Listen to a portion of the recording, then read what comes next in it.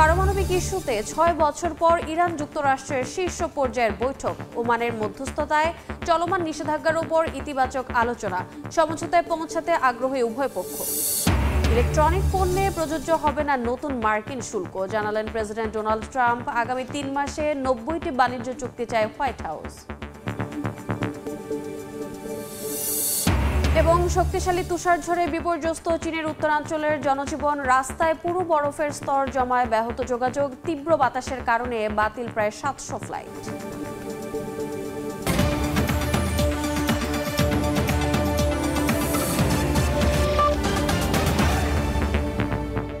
আন্তর্জাতিক সময়ের সঙ্গে আছি আমি রোজা চৌধুরী।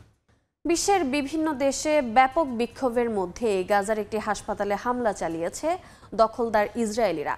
এতে কয়েকজন হতাহতের খবর পাওয়া গেছে। উপত্যকার নুসাইরাত ও খান ইউনিসের শরণার্থী শিবির থেকে সবাইকে সরে যাবার নির্দেশ দিয়েছে ইসরায়েল। গাজায় হামলা আরও জোরদারের কথাও বলা হয়েছে। গাজায় বর্তমানে না আছে তৃষ্ণা মেটানোর জন্য পর্যাপ্ত পানি, না আছে ক্ষুধা নিবারণের জন্য খাদ্য। এক মৃত্যুপুরীতে রূপ নিয়েছে এই উপত্যকা। বিগত ৪০ দিন ধরে গাজায় এক ফোঁটা খাবার পানিও প্রবেশ করেনি। উপত্যকাটিতে জাতিসংঘের মজুদ ও বিতরণ কেন্দ্র থাকলেও অনেক এলাকায় প্রবেশে বাধা দিচ্ছে ইসরায়েলি কর্তৃপক্ষ। গেল ৬ সপ্তাহে গাজায় ত্রাণ কার্যক্রম স্থবির হয়ে পড়েছে। এর মধ্যে আরও জোরালো হামলার হুঁশিয়ারি দিয়েছে তেল আবিব। শনিবার রাতে ইসরায়েলের প্রতিরক্ষা মন্ত্রী ইসরায়েল কাদস জানান, হামাস যোদ্ধারা গাজার যে প্রান্তেই লুকিয়ে থাকুক না কেন তাদের খুঁজে বের করে ধ্বংস করা হবে। ফিলিস্তিনের স্বাধীনতাকামী সংগঠনকে নির্মূল করা এবং জিম্মিদের মুক্ত করে যুদ্ধ সমাপ্তির এখনই শেষ সময় বলে মন্তব্য করেন তিনি। গাজার দক্ষিণাঞ্চলে নিরাপত্তা অঞ্চল পুরোপুরি দখল করে রাফা থেকে খান ইউনিসকে বিচ্ছিন্ন করেছে ইসরায়েলি সেনাবাহিনী। এর মধ্যে ইসরায়েলকে লক্ষ্য করে বেশ কয়েকটি রকেট নিক্ষেপ করে হামাস। এই হামলার কঠিন মাসুল দিতে হবে বলে হুঁশিয়ারি দিয়েছে ইসরায়েলের প্রতিরক্ষা মন্ত্রণালয়।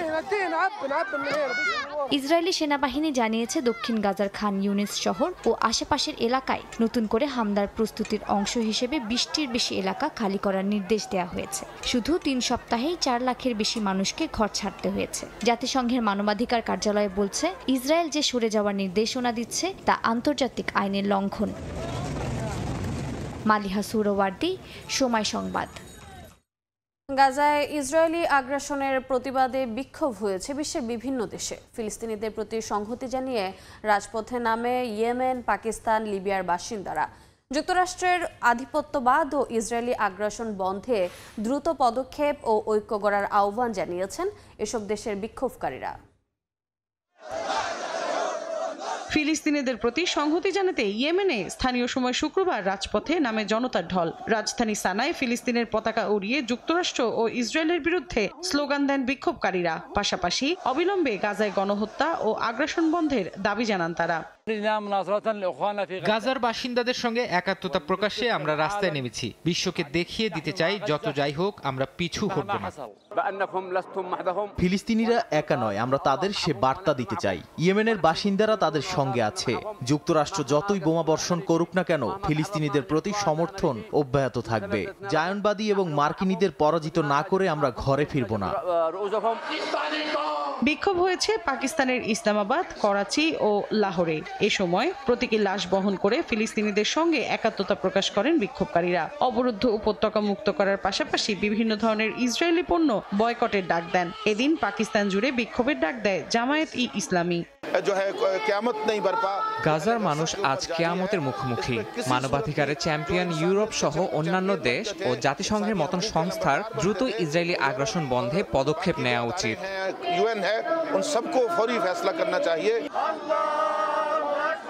ইসরায়েলি আগ্রাসনের প্রতিবাদে বিক্ষোভ হয়েছে উত্তর আফ্রিকার দেশ লিবিয়ার মিশারাতেও। সেখানে যুক্তরাষ্ট্র ও জায়নবাদীদের অপরাধমূলক কর্মকাণ্ডের তীব্র নিন্দা জানান অংশগ্রহণকারীরা। মৌসুমী সাথী, সময় সংবাদ। ওমানের রাজধানী মাস্কাটে যুক্তরাষ্ট্র ও ইরানের মধ্যে পরোক্ষ আলোচনা হয়েছে। পারমাণবিক কর্মসূচি ও নিষেধাজ্ঞা ইস্যুতে বার্তা বিনিময়ের মাধ্যমে শেষ হয় বৈঠক। পরমাণু ইস্যুতে সম্ভাব্য চুক্তি হওয়ার জন্য এ বৈঠককে মূল চাবিকাঠি হিসেবে আখ্যা দিয়েছে ওয়াশিংটন। প্রথম দফার আলোচনা ফলপ্রসূ হয়েছে জানিয়ে আগামী সপ্তাহে দ্বিতীয় দফায় বৈঠকে বসবে বলে নিশ্চিত করেছে দুই দেশ। মার্কিন প্রেসিডেন্ট ডোনাল্ড ট্রাম্প ক্ষমতায় বসার পর থেকে ইরানের সঙ্গে চলছে উত্তপ্ত বাক্য বিনিময়। ইরান পরমাণু চুক্তি না মানলে বোমা হামলার হুঁশিয়ারি দেন ট্রাম্প হুঁশিয়ারি দিতে পাল্টা হুমকি দেয় ইরান। দেশটির সর্বোচ্চ ধর্মীয় নেতা আলী খামেনি বলেন, প্রেসিডেন্ট যদি ক্ষমতা দেখাতে আসেন তাহলে এর ফল ভোগ করতে হবে যুক্তরাষ্ট্রকেই। পাল্টাপাল্টি হুমকির পর অবশেষে ওমানের রাজধানী মাস্কাটে যুক্তরাষ্ট্র ও ইরানের মধ্যে পারমাণবিক কর্মসূচি ও নিষেধাজ্ঞা নিয়ে পরোক্ষ আলোচনা হয়েছে।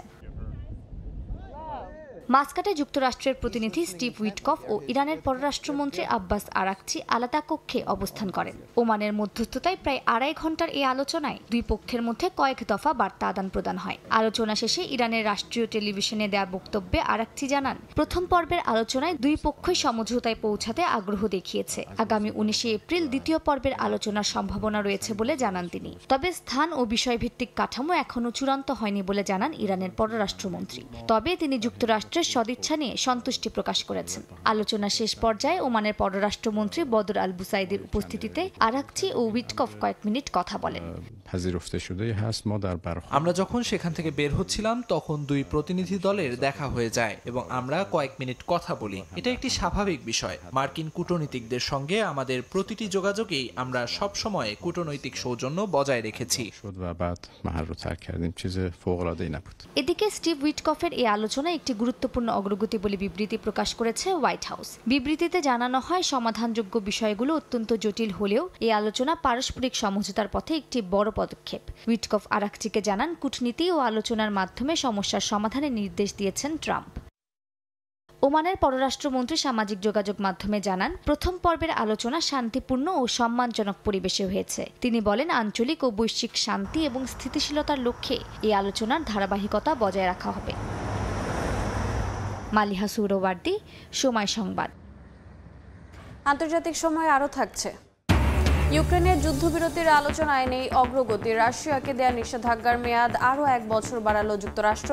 কিয়েভকে ফের সহায়তার প্রতিশ্রুতি ইউরোপের।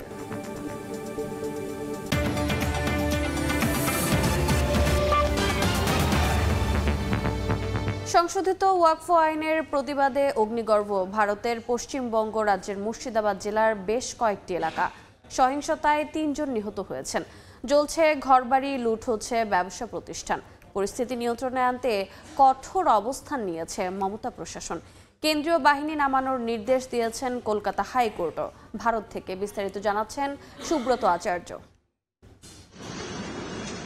পশ্চিমবঙ্গ রাজ্যের দক্ষিণের মুর্শিদাবাদ জেলার সুতি শামশেরগঞ্জ এলাকার চলমান সহিংসতা থামছেই না। সংঘাত রুখতে প্রশাসনিকভাবে কঠোর অবস্থান নেওয়া হলেও শনিবারও বহু এলাকায় থেমে থেমে বোমা হামলা, গুলির শব্দ শোনা যায়। ইন্টারনেট বন্ধ থাকায় এলাকাটি কার্যত নেট দুনিয়া থেকে বিচ্ছিন্ন রয়েছে 3 দিন ধরে। জারি রয়েছে 144 ধারাও। ভারতীয় গণমাধ্যমের দাবি, এখনো পর্যন্ত সহিংসতায় বেশ কয়েকজন নিহত হয়েছেন, আহত হয়েছেন বহু মানুষ। পুলিশের সঙ্গে আইন শৃঙ্খলা নিয়ন্ত্রণে মাঠে নেমেছে ভারতীয় সীমান্তরক্ষী বাহিনী বিএসএফও। শনিবার দুপুর পর্যন্ত প্রায় 300 জনকে গ্রেপ্তার করেছে পুলিশ। এই সহিংসতা মুর্শিদাবাদ জেলার সঙ্গে বেশ কিছু জেলাতেও ছড়িয়ে পড়ার আশঙ্কা তৈরি হয়েছে। রাজ্যের বিরোধী দলনেতা শুভেন্দু অধিকারীর আবেদনের প্রেক্ষিতে শনিবার কলকাতা হাইকোর্ট কেন্দ্রীয় বাহিনী নামিয়ে পরিস্থিতি নিয়ন্ত্রণের নির্দেশ দিয়েছেন। এরই মধ্যে রাজ্যের মুখ্যমন্ত্রী মমতা বন্দ্যোপাধ্যায় তার সামাজিক যোগাযোগ মাধ্যমে সবাইকে সংযত থাকার পরামর্শ দিয়েছেন। সংশোধিত ওয়াকফ আইনটি পশ্চিমবঙ্গে কার্যকর হবে না বলেও ঘোষণা দেন তিনি। তাই এর প্রতিবাদে রাজ্যে এমন সহিংসতাকে তার প্রশাসন কড়া হাতে দমন করবে বলেও জানানো হয়। চলতি মাসের 8 তারিখ রাষ্ট্রপতি দ্রৌপদী মুর্মুর স্বাক্ষরের মধ্য দিয়ে ভারতে সংশোধিত ওয়াকফ আইন প্রতিষ্ঠা পায়। সেদিন থেকেই পশ্চিমবঙ্গ সহ দেশটির বিভিন্ন রাজ্যে সংখ্যালঘু মুসলিমরা আইনের বিরোধিতায় পথে নেমেছেন। শুধু তাই নয়, এরই মধ্যে 1 ডজনেরও বেশি মামলা হয়েছে সুপ্রিম কোর্টে।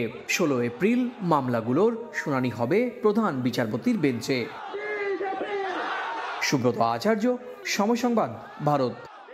মোবাইল কম্পিউটারের মতো অনেক ইলেকট্রনিক পণ্যে মার্কিন প্রেসিডেন্ট ডোনাল্ড ট্রাম্পের নতুন শুল্ক প্রযোজ্য হবে না। চীনা পণ্যে যে উচ্চ শুল্ক আরোপ করা হয়েছে তাও ইলেকট্রনিক পণ্যের ক্ষেত্রে ধার্য করা হবে না বলে জানিয়েছে যুক্তরাষ্ট্রের কেন্দ্রীয় সংস্থা কাস্টমস অ্যান্ড বর্ডার পেট্রোল। এদিকে CNN বলছে শুল্ক স্থগিতের 90 দিনে 90টি বাণিজ্য চুক্তি করতে চায় ট্রাম্প প্রশাসন। যত দিন গড়াচ্ছে ততই একে অপরের ওপর উচ্চমাত্রার শুল্ক আরোপ করে যাচ্ছে চীন ও যুক্তরাষ্ট্র। সর্বশেষ চীনের আমদানি পণ্যে 145% পর্যন্ত পাল্টা শুল্ক আরোপ করেছেন মার্কিন প্রেসিডেন্ট ডোনাল্ড ট্রাম্প। তবে এই নতুন শুল্ক কার্যকর হবে না smartphone, computer, semiconductor, solar cell কিংবা মেমোরি কার্ডের মতো ইলেকট্রনিক পণ্যে। যুক্তরাষ্ট্রের কাস্টমস অ্যান্ড বর্ডার পেট্রোলের বিজ্ঞপ্তিতে বলা হয়েছে অধিকাংশ দেশের জন্য ইলেকট্রনিক পণ্য শুল্কমুক্ত থাকবে। ফলে চীনে তৈরি আইফোন কিংবা স্যামসাং এর ফোনের দাম বাড়বে না, যা প্রযুক্তি বাজারের জন্য বড় স্বস্তির খবর বলে মনে করছেন বিশ্লেষকরা। বিশ্বের সব দেশের ওপর শুল্ক আরোপ 90 দিনের জন্য স্থগিত ঘোষণা করেছেন ট্রাম্প প্রশাসন। বার্তা সংস্থা রয়টার্স জানিয়েছে এই 90 দিনে 90টি চুক্তি করতে চায় ট্রাম্প প্রশাসন। বাণিজ্য চুক্তির এই আলোচনায় ট্রাম্পই প্রধান আলোচক হবেন বলে জানিয়েছে তার বাণিজ্য উপদেষ্টা পিটার নাভারো। সমালোচকরা বলছেন এত অল্প সময়ে এতগুলো চুক্তি বাস্তবায়ন প্রায় অসম্ভব। অতীতের অভিজ্ঞতা বলছে ট্রাম্পের প্রথম মেয়াদে দক্ষিণ কোরিয়ার সঙ্গে একটি ছোট চুক্তিতে সময় লেগেছিল 8 মাস, আর কানাডা মেক্সিকোর সঙ্গে চুক্তি করতে সময় লেগেছিল 2 বছরেরও বেশি। এদিকে CNN-এর এক প্রতিবেদন অনুযায়ী যুক্তরাষ্ট্রের অনেক পুরানো মিত্র দেশ এখন ট্রাম্প প্রশাসনের আচরণে ক্ষুব্ধ। যুক্তরাষ্ট্রের অর্থমন্ত্রী স্কট বেসেন্ট ফক্স বিজনেসকে বলেন, চীনকে মোকাবেলায় জাপান, দক্ষিণ কোরিয়া, ভারত এমনকি ভিয়েতনামের সঙ্গেও শিগগিরই আলোচনায় বসছে যুক্তরাষ্ট্র। প্রতিবেদনে আরও বলা হয়, দিনের পর দিন অপমান আর একের পর এক শুল্ক আরোপের পর তার অনুরোধে চীনের বিরুদ্ধে ঐক্যবদ্ধ হওয়ার আগ্রহ হারাচ্ছে অনেক দেশ। মালিহা সৌরবার্দী, সময় সংবাদ। শক্তিশালী তুষারঝড় ও তীব্র বাতাসে বিপর্যস্ত চীনের উত্তরাঞ্চলের বিভিন্ন এলাকা। দেশটির স্বায়ত্তশাসিত অঞ্চল ইনার মঙ্গোলিয়া সহ কয়েকটি প্রদেশে ব্যাপক তুষারঝড় হয়েছে। প্রবল ঝড়ো হাওয়ায় উত্তর দক্ষিণাঞ্চলের প্রায় 700 ফ্লাইট বাতিল করা হয়। অঞ্চল জুড়ে জারি করা হয়েছে সতর্কতা। ভয়াবহ ঠান্ডার কবলে চীনের বিভিন্ন অঞ্চল। দেশটির স্বায়ত্তশাসিত অঞ্চল ইনার মঙ্গোলিয়া সহ উত্তরাঞ্চলের বেশ কয়েকটি প্রদেশে প্রচণ্ড বেগে ঝড়ো হাওয়া ও তুষারঝড় দেখা দিয়েছে, বিপর্যস্ত জনজীবন। শনিবার বাতাসের গতি ঘন্টায় 120 কিলোমিটারে পৌঁছে যায়। অঞ্চল জুড়ে জারি করা হয়েছে জরুরি সতর্কবার্তা। এছাড়া বালুঝড়ের তাণ্ডবে ক্ষতিগ্রস্ত হয়েছে Xinjiang, inner Mongolia, Ningxia, Gansu, Shanxi, Hebei সহ বেশ কয়েকটি প্রদেশ। জরুরি প্রয়োজন ছাড়া ঘরের বাইরে না যাওয়ার পরামর্শ দিয়েছে দেশটির আবহাওয়া দফতর। ব্যাহত হয়েছে যান চলাচলও। তুষারঝড় আরও বেশ কয়েকদিন অব্যাহত থাকতে পারে বলে পূর্বাভাস দিয়েছে চীনের আবহাওয়া বিভাগ। বৈরী আবহাওয়ার কারণে কৃষি ক্ষেত্রেও পড়েছে বিরূপ প্রভাব। তুষারঝড় ও ঠান্ডা কৃষি উৎপাদনে প্রভাব ফেলছে, বিশেষ করে সবজি উৎপাদন ও পশু খামার রক্ষায় গ্রিন হাউস ও শেডগুলোর সংরক্ষণ অত্যন্ত জরুরি হয়ে পড়েছে। তবে বসন্তের এই ঠান্ডা হাওয়া যেমন হঠাৎ আসে তেমন দ্রুত বিদায়ও নেয়। এর আগে শনিবার চীনের আবহাওয়া দফতর 5টি সতর্কবার্তা জারি করে। তারা জানায় অঞ্চল জুড়ে বালুঝড়, প্রবল বৃষ্টি, তুষারঝড় ও তীব্র বজ্রঝড় দেখা দেবে। শনিবার সেই সতর্কতা আরও বাড়িয়ে কমলা সতর্কতা জারি করা হয় তীব্র বাতাস ও তুষারঝড়ের কারণে। আবহাওয়া পরিস্থিতি আরও খারাপের দিকে যাচ্ছে বলে জানিয়েছে দেশটির আবহাওয়া দফতর। কাকুলি আখতার, সময় সংবাদ। রাশিয়ার ওপর দেয়া নিষেধাজ্ঞার মেয়াদ আরও 1 বছর বাড়িয়েছে যুক্তরাষ্ট্র। জাতীয় নিরাপত্তার জন্য এই পদক্ষেপ নেওয়া হয়েছে বলে জানিয়েছে হোয়াইট হাউস। ইউক্রেনকে আরও 2100 কোটি ইউরো সহায়তা দেওয়ার প্রতিশ্রুতি দিয়েছে ইউরোপের মিত্র দেশগুলো। যুদ্ধ বন্ধের আলোচনার মধ্যে ইউক্রেনের রাজধানী কিয়েভে ড্রোন হামলা চালিয়েছে রাশিয়া।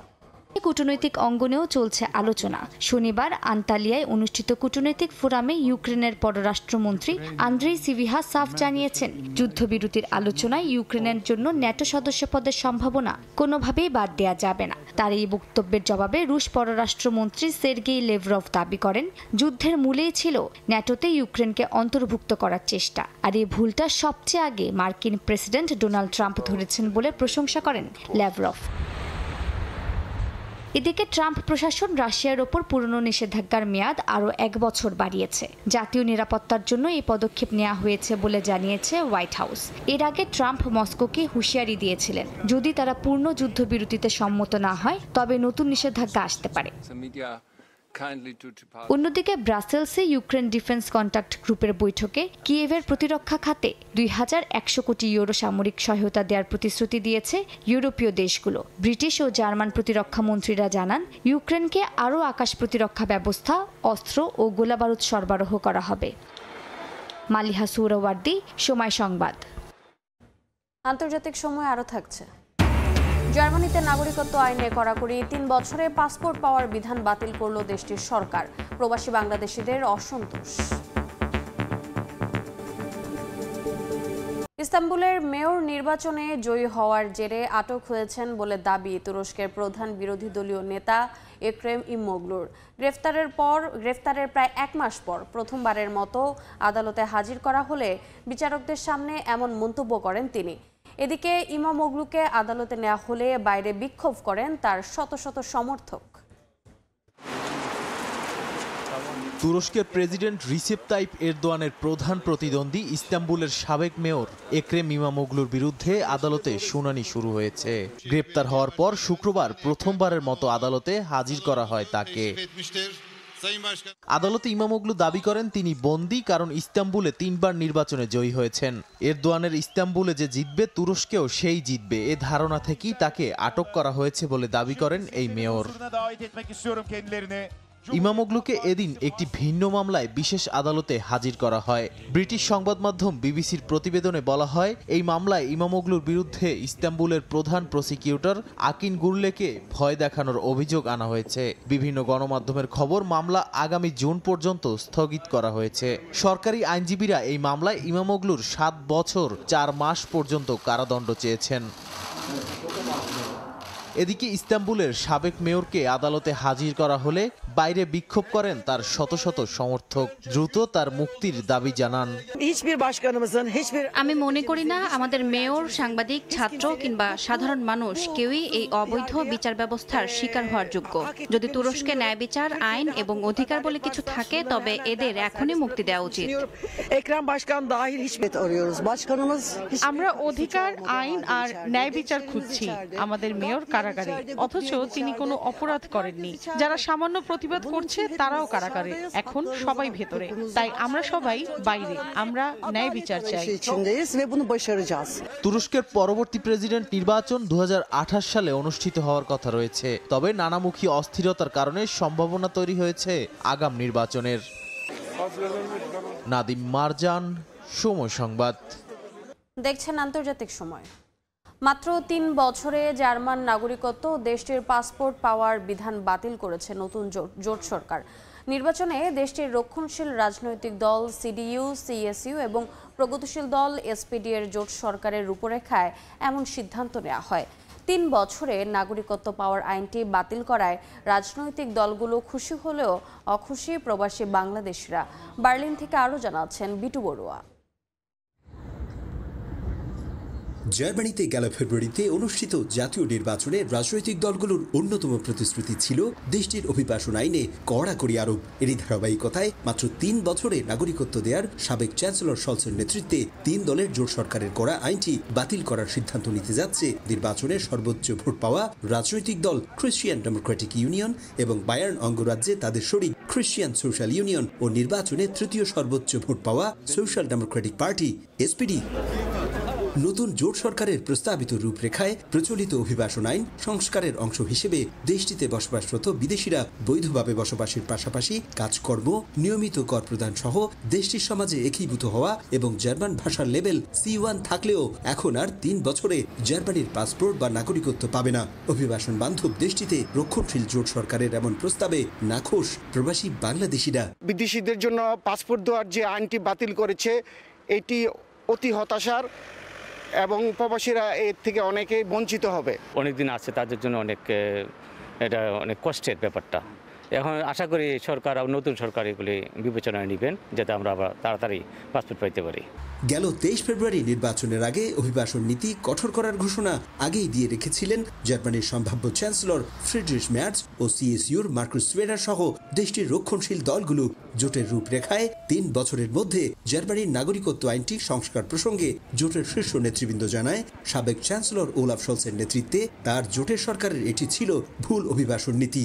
একজন বিদেশি নাগরিক সম্পর্কে বিস্তারিত জানতে ও তার সমস্ত তথ্য যাচাই বাছাই করতে 3 বছর যথেষ্ট সময় নয়। 3 বছরে পাসপোর্ট পাওয়ার আইনটি সংস্কার করা হলেও প্রচলিত নিয়মে 5 বছর পর নাগরিকত্বের আবেদন করতে পারেন বৈধ যে কোনো অভিবাসী। একই সাথে দ্বৈত নাগরিকত্বের বিধানটিও আপাতত বহাল রাখার কথা জানান জোটের নেতারা। এদিকে জার্মানিতে নানা অপরাধে অভিযুক্ত, অবৈধ ও অনিয়মিত এবং রাজনৈতিক আশ্রয় পেতে ব্যর্থ আফগানিস্তান, পাকিস্তান ও সিরিয়া সহ অন্যান্য দেশের নাগরিকদের নিজ দেশে ফেরত পাঠানোর কার্যক্রম অব্যাহত থাকবে বলে জানিয়েছেন ক্ষমতাসীন সিডিইউর শীর্ষ নেতা থরস্টেন ফ্রাই। জার্মানিতে জোট সরকার গঠনে সিডিইউ এসপিডি এক হওয়ার পর বিদেশিদের মাত্র 3 বছরেই নাগরিকত্ব দেওয়ার বিধান বাতিলকে স্বাগত জানিয়েছে এদেশের রাজনৈতিক দলগুলো। সম্ভাব্য চ্যান্সেলর ফ্রিডরিশ ম্যার্জের নির্বাচনী প্রতিশ্রুতি অনুযায়ী এখন থেকে অবৈধ ও অনিয়মিত অভিবাসীদের নিয়মিত ধরপাকড়ের পাশাপাশি তাদের নিজ দেশে ফেরত পাঠানো হবে বলে জানিয়েছে জার্মান অভিবাসন ও শরণার্থী অধিদপ্তর। জার্মানি থেকে বিটু বড়ুয়া, সময় সংবাদ। আর কয়েক ঘন্টা পর শুরু হবে ফিনল্যান্ড মিউনিসিপ্যাল নির্বাচনের ভোট গ্রহণ। এবার ডজন খানেক বাংলাদেশি প্রার্থী লড়ছেন। আগাম ভোটের জরিপে এগিয়েও আছেন বেশ কয়েকজন। কোন শহর থেকে কে কে লড়ছেন সেই প্রার্থীদের পরিচিতি জানাচ্ছেন মহিউদ্দিন মধু। নির্বাচনে বেশ আমেজ কিন্তু দেখা গেছে। তবে বাংলাদেশি যারা প্রার্থী হয়েছেন বলা হচ্ছে এই ইতিহাসের সর্বোচ্চ সংখ্যক কাউন্সিলর প্রার্থী এবার হয়েছেন। আমরা খবর পেয়েছি অন্যান্য সিটি সহ সব মিলিয়ে 12 জন প্রার্থী হয়েছেন। তার মধ্যে হেলসিঙ্কি সিটিতে যে 3 জন প্রার্থিতা করছেন তার মধ্যে কোকোমোস অর্থাৎ বর্তমান যিনি ক্ষমতায় আছেন সেই রাজনৈতিক দল থেকে আছেন তাসলিমা জামান, তার ব্যালট নাম্বার 220।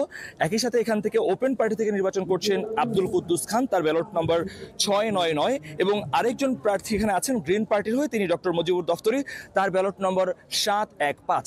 ঠিক তার পাশে হচ্ছে এসপো সিটি সেন্টার, সেই এসপো সিটি সেন্টার থেকেও 3 জন বাংলাদেশের প্রার্থিতা করছেন। সেখানে আছেন মোহাম্মদ নজরুল ইসলাম, এসডিপি থেকে তিনি প্রার্থিতা করছেন, তার ব্যালট নম্বর 468। আছেন কিঞ্চিত ঋদ্ধিমান, তিনি কেসকুস্তা থেকে প্রার্থিতা করছেন, তার ব্যালট নম্বর 147। আর আছেন সুবীর তিতোভ, তিনি পেরুস সোমালাইত থেকে প্রার্থিতা করছেন, তার ব্যালট নম্বর হচ্ছে 655। এই দুটি বড় শহরে বেশি প্রার্থী হয়েছে, অর্থাৎ 6 জন প্রার্থী আমরা দেখতে পেয়েছি। বাংলাদেশে এর বাইরেও অন্যান্য সিটিতে আরো 6 জন প্রার্থী রয়েছে, যেমন কেরাবা সিটি থেকে একজনের প্রার্থিতা করছেন, তিনি শামসুল আলম, তিনি ভাসেনিস্তা থেকে অর্থাৎ লেফট উইং থেকে তিনি প্রার্থিতা করছেন, তার মিউনিসিপ্যাল ইলেকশনের প্রার্থিতা নম্বর হচ্ছে 104 এবং রিজিওনালে 2103। এছাড়াও পিয়েতার সারি সিটি থেকে 2 জন প্রার্থিতা করছেন এবং 2 জনই কিন্তু সুইডিশ পিপলস পার্টি থেকে প্রার্থিতা করছেন। একজনের নাম রিয়াজ হাওলাদার, তার প্রার্থিতা নম্বর হচ্ছে 19। আর সৈয়দ মাহমুদুল হাসান, তিনি সুইডিশ পার্টি থেকে, তার প্রার্থিতা নম্বর হচ্ছে 18। এর পাশাপাশি তাম্পরে সিটি, বাংলাদেশিদের জন্য খুব আলোচিত একটা সিটির নাম তাম্পরে সিটি, সেখানে একজন প্রার্থী রয়েছেন এসএম শফিকুল আলম, তিনি গ্রিন পার্টির হয়ে নির্বাচন করছেন, তার প্রার্থিতা নম্বর হচ্ছে 291। এছাড়া কোকল্লা সিটি থেকে মাসুক করিম নামে এসডিপি থেকে একজন প্রার্থিতা নির্বাচন করছেন, তার প্রার্থী নম্বর হচ্ছে 39 এবং রিজিওনাল যিনি প্রার্থিতা করছেন তার নম্বর হচ্ছে 2096। এছাড়া লাপ্রান্তে সিটি থেকে কোকোমোসের আরেকজন প্রার্থী রয়েছেন, তার নাম দিদার হোসেন, তিনি রিজিওনাল এবং হচ্ছে কাউন্সিলর দুটি প্রার্থিতাই করছেন, তার 140 এবং 2255 তার প্রার্থিতা নাম্বার।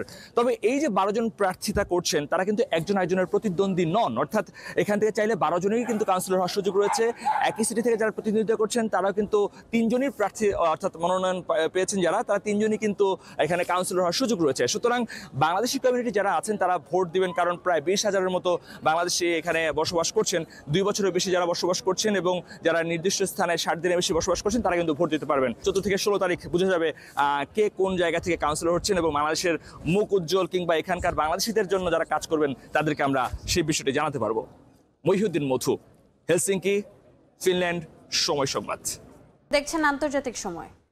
উত্তর কোরিয়ার প্রতিষ্ঠাতা কিম ইল সাং এর জন্মদিনকে সামনে রেখে দেশ জুড়ে বইছে উৎসবের আমেজ, চলছে নানা উদযাপন। এরই অংশ হিসেবে শুক্রবার দেশটির রাজধানী পিয়ংইয়ংয়ে অনুষ্ঠিত হয়েছে চিনির তৈরি ভাস্কর্যের প্রদর্শনী। এতে ছিল 1000-এর বেশি চিনি ও বিস্কুটের তৈরি ভাস্কর্য।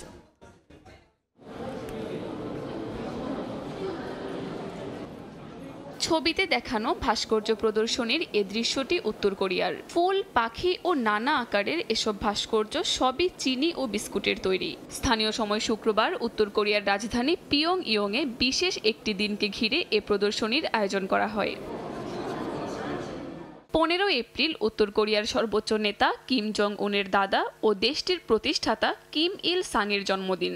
ডে অব দ্য সান নামে অভিহিত বিশেষ এই দিনটিকে সামনে রেখে প্রতি বছর দেশ জুড়ে থাকে নানা আয়োজন। যদিও এবছরের উৎসবকে বলা হয়েছে সিগনিফিক্যান্ট এপ্রিল হলিডে। এরই অংশ হিসেবে 9 থেকে 11 এপ্রিল পর্যন্ত ভাস্কর্য প্রদর্শনীর আয়োজন করা হয় পিয়ংইয়ংয়ের চংরিও রেস্তোরাঁয়। পিয়ংইয়ংয়ের বিভিন্ন রেস্তোরাঁয় যেসব খাবার পরিবেশন করা হয় সেসবের আদলে ভাস্কর্য বানানো হয়েছে। এই মিষ্টি ভাস্কর্য তৈরি করতে গিয়ে আমরা মূল ছাঁচ ধরে রেখে নতুন নতুন কৌশল খুঁজেছি যাতে আরো জীবন্ত মনে হয়। ভবিষ্যতে এমন সব মিষ্টি ও স্ন্যাক্স তৈরির চেষ্টা করব যা মানুষ আরো বেশি উপভোগ করবে। প্রদর্শনীতে স্থান পায় 1000-এরও বেশি ভাস্কর্য, যার মধ্যে ছিল চিনির তৈরি পাখি, গোল্ডফিশ, পাহাড়, ফল ও ফুলের অলঙ্করণ, এমনকি উত্তর কোরিয়ার ঐতিহ্যবাহী খাবারের মিষ্টি সংস্করণও। এই প্রদর্শনীতে অংশ নেয় রাজধানীর বিভিন্ন ক্যাটারিং ও খাদ্য প্রস্তুতকারক প্রতিষ্ঠান। কাকলি আখতার, সময় সংবাদ। দেখছেন আন্তর্জাতিক সময়। ভিন্ন দেশের ভিন্ন সংস্কৃতির মানুষকে নিয়ে মিলনের সাক্ষী হলো দক্ষিণ কোরিয়া। ইউনিফিকেশন চার্চের আয়োজনে একসঙ্গে বিবাহ বন্ধনে আবদ্ধ হলেন 5000 যুগল। কেউ কখনো দেখেননি একে অপরকে, কেউ আবার দীর্ঘ অপেক্ষার পর নতুন জীবনের শুরু করছেন আজ। বিশ্বজুড়ে আলোচনার জন্ম দিয়েছে এই রঙিন মিলন মেলা। দক্ষিণ কোরিয়ার গ্যাপিয়ং শহরে সাজ রব স্টেডিয়ামের মতো বিশাল মাঠ জুড়ে দাঁড়িয়ে হাজারো যুগল। সবার চোখে স্বপ্নের ছোঁয়া। কেউ পরেছেন ঐতিহ্যবাহী পোশাক, কেউ বা আধুনিক সাজে। হাজারো মানুষের উপস্থিতিতে বিবাহ বন্ধনে আবদ্ধ হলেন 5000 যুগল। বিশাল এই গণবিয়ের নেতৃত্ব দেন চার্চের প্রতিষ্ঠাতা সান মিয়ং মুনের স্ত্রী হান হাক জা। আমি খুবই খুশি যে তাকে বিয়ে করতে পারছি। আমার মনে হয় সারা জীবন এই আশীর্বাদ পাওয়ার জন্যই কাজ করে গেছি। এটা স্বপ্ন পূরণের মতো লাগছে। বন্ধুরাও আমার সঙ্গে আছে। সব মিলিয়ে এটা আমার জীবনের বড় একটা মুহূর্ত। বিয়ের সাজে একে একে অনুষ্ঠানস্থলে আসেন নবদম্পতিরা। কারো প্রথম দেখা বিয়ের দিনে, কেউ আবার মাস বা বছরখানেক ধরে পরিচিত। তবে সবাই বলছেন এই বিয়ে শুধু দুটি মানুষের নয়, এটা বৃহত্তর একটি বিশ্বাসের অংশ। অনুষ্ঠানটি খুবই রিল্যাক্সিং ছিল, কিন্তু এখন এই মুহূর্তটা খুবই রোমাঞ্চকর। হ্যাঁ, তবে একটু ভয় লাগছে, কারণ এটা তো নতুন একটা যাত্রা। আমি খুব উত্তেজিত, আবার একটু নার্ভাসও। ভবিষ্যতে কি অপেক্ষা করছে জানি না। 1954 সালে আত্মঘোষিত মেসোয়া বা নতুন যুগের ধর্মীয় নেতা সান মিয়ং মুন ইউনিফিকেশন চার্চ প্রতিষ্ঠা করেন। তখন মাত্র 15 বছর বয়সে দাবি করেছিলেন তিনি যীশু খ্রিস্টের আহ্বান পেয়েছেন এবং তার মতে পৃথিবীতে প্রকৃত শান্তি ও ঐক্য আনতে হলে পরিবারকে শুদ্ধ করতে হবে। আর এজন্য দরকার এমন বিয়ে যেখানে স্বামী স্ত্রী ঈশ্বরের আশীর্বাদে যুক্ত হবেন। সেই থেকেই বিশ্বজুড়ে অনুসারীদের নিয়ে নিয়মিত গণবিয়ের আয়োজন করে আসছে ইউনিফিকেশন চার্চ। ইয়াসমিন অনন্যা, সময় সংবাদ। আন্তর্জাতিক সময়ের শীর্ষ সংবাদগুলো জানিয়ে দিচ্ছি আরেকবার। পারমাণবিক ইস্যুতে 6 বছর পর ইরান যুক্তরাষ্ট্রের শীর্ষ পর্যায়ের বৈঠক। ওমানের মধ্যস্থতায় চলমান নিষেধাজ্ঞার ওপর ইতিবাচক আলোচনা। সমঝোতায় পৌঁছাতে আগ্রহী উভয় পক্ষ। এ ছিল আন্তর্জাতিক সময়। সঙ্গে থাকুন সময়ের।